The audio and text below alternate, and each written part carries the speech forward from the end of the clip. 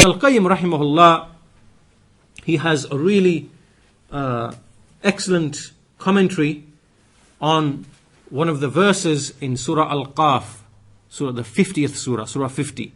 And this is in his book Al-Fawaid. This is one of the great and amazing books of Ibn al-Qayyim called Al-Fawaid, meaning the benefits. And this book is, he brings many different benefits from the Quran and from the Sunnah. And the very first page of this book, he discusses, he has a chapter, he has a heading, and because we are talking about this right now, about hearing and whatever else, then inshallah we can read from this passage of Ibn al-Qayyim, because it is amazing.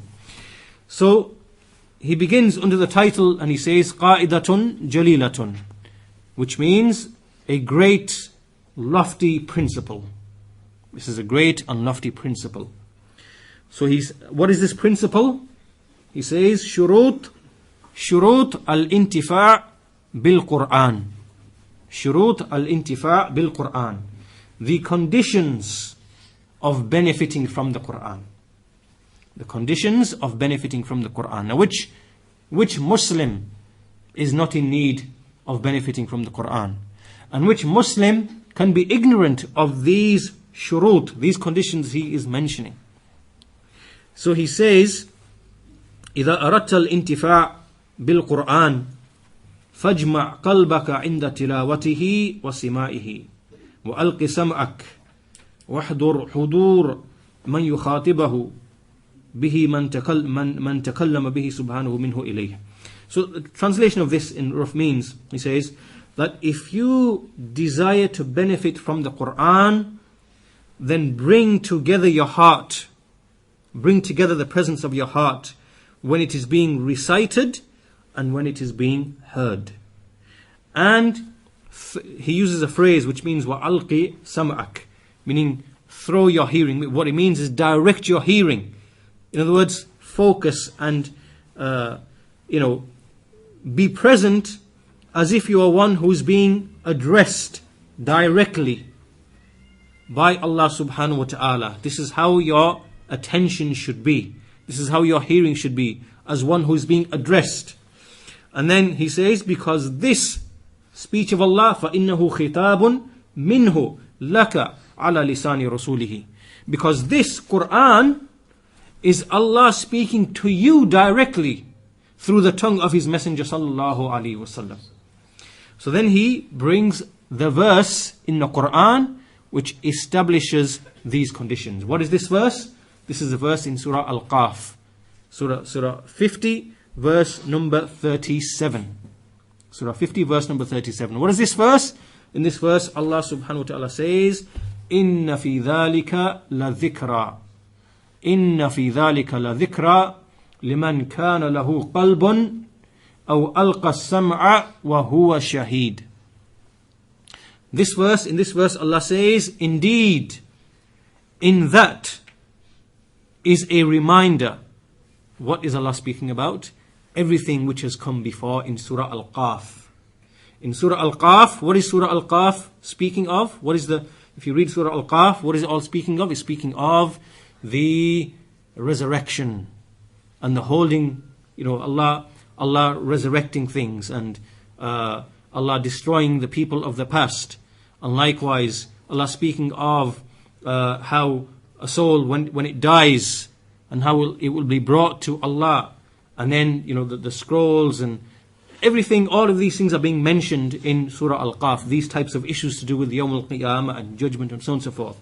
So after all of this, Allah says, Inna fi dhalika, indeed in that, meaning what has preceded, la dhikra, is a admonition and a reminder. Liman kana lahu qalbun, for the one who has a heart, wa alqa sam'a, and then who listened attentively, wa huwa shaheed, whilst he is a witness. Now, in this ayah we see there are, Ibn al-Qayyim says that when we look at one thing affecting another thing, there are 4 elements involved. There are always 4 elements involved. And this verse has mentioned all of these 4 elements. The first thing is what we call the mu'thir. Al-mu'thir or al-mu'athir. The thing which is doing the affecting.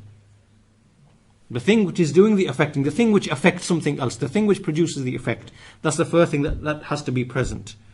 The second thing is the place or the thing which is being affected. It has to be present. It has to be present, and that's the second thing. And the third thing is that in order for this thing to benefit, it must have the condition. There's a condition. This is the third thing now, the condition. So we have al-mu'thir, which is the thing that produces the benefit. There must be the thing which is ready to receive the benefit, the thing.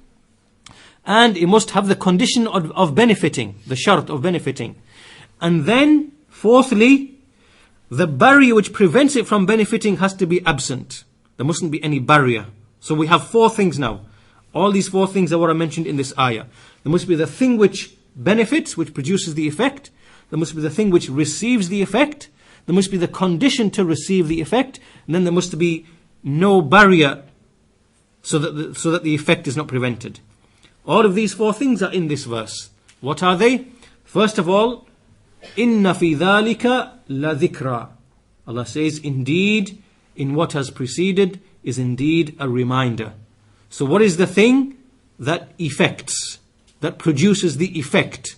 It is what Allah has mentioned at the beginning of the surah, of the resurrection and the accounting and the soul, and the fact that his deeds are written down by the angel who sits, the angels who sit and write. And all of this, in that is an admonition. This is the thing which produces the effect. Then, what is the thing that's receiving the effect? That has to be present. What is it? Allah says, لِمَنْ كَانَ لَهُ قَلْبٌ. For the one who has a heart. So now the heart is the one which is receiving the effect. And then he says, Ibn al-Qayyim, he explains that so first of all we have the thing which produces the effect, which is the revelation on what's preceded in Surah Qaf. Then secondly we have the qalb, which is the place which is ready to receive the effect. However, the heart that is being spoken of here is not any heart. It has to be a heart which is living. It has to be a living heart. Because you know that the hearts of the people, hearts of mankind, are of three types. There is a living heart, there is a dead heart, and there is a sick heart in the middle. The living heart, is the heart of those believers with iman and taqwa and birr and so on and so forth. And the dead heart is the heart of a kafir. And the sick heart is the heart which has something of life, but it has some disease in it as well. Okay, so for a heart to benefit, it must not be dead. It must have life, must be living. And this we see in the Quran. In another part of the Quran, Allah says, إِن هُوَ إِلَّا ذِكْرٌ وَقُرْآنٌ مُبِينٌ لِيُنذِرَ مَنْ كَانَ حَيًّا.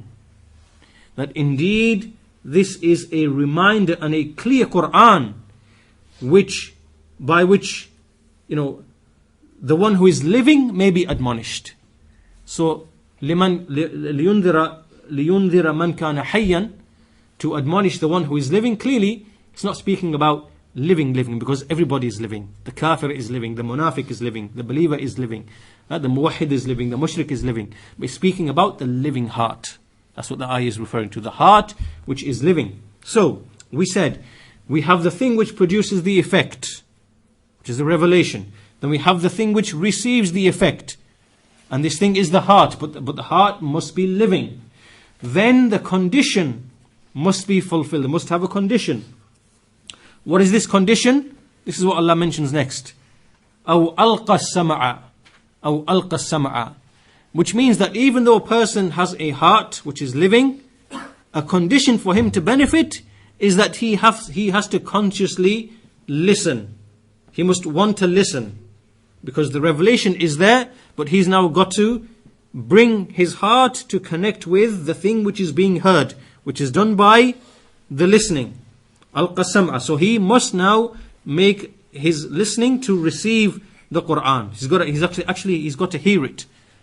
Right? So this means the faculty of hearing. But, and now this connects to our discussion of what we were speaking about earlier on at the beginning. There are two types of hearing. There is the sam' of idrak, and there is the sam' of ghafla. So, we've got three things now. We have the thing which benefits, which is the Quran. We have the thing that ought to receive the benefit, which is the heart. Yes, must be a living heart. And then this heart, there must be a condition attached to it, which is that the ears must be listening attentively. So the heart can receive what is being heard, what is being said. So that's the condition. The condition is that one must actively listen. Then fourthly, there is a barrier that has to be absent. And Allah says at the end of this verse, وَهُوَ شَهِيد. أو ألقى السمع, so he directs his hearing to what ought to be heard. وَهُوَ شَهِيد, whilst he is attentive and he is a witness. Right? Meaning that his heart is present along with his hearing. Because a heart can be absent alongside a person hearing. As we said before, in the Quran we said there are those people who say we hear and we disobey. And there are people, as Allah mentions in the Quran, that there are those, the meaning of which is that they hear with the ears, but it does not penetrate the hearts. This meaning is mentioned in the Quran in a number of places. So the point being here now is, in order for a person to benefit from speech and from a reminder, then there must be the thing which benefits, and then the heart to receive the benefit, then the ears must be listening, and the heart must be present. All of these are the conditions of benefiting from the Quran. And if any one of these are absent, then a person cannot benefit from the Quran. If his heart is dead, he cannot benefit from the Quran. If he doesn't direct his ears to that which benefits, which gives an admonition, clearly he will not benefit from the Quran, meaning he's turned away from the Quran. And if he hears and his heart is heedless somewhere else, then he will not benefit from the Quran either. So from all of this, when Shaykhul Islam Ibn Taymiyyah rahimahullah says,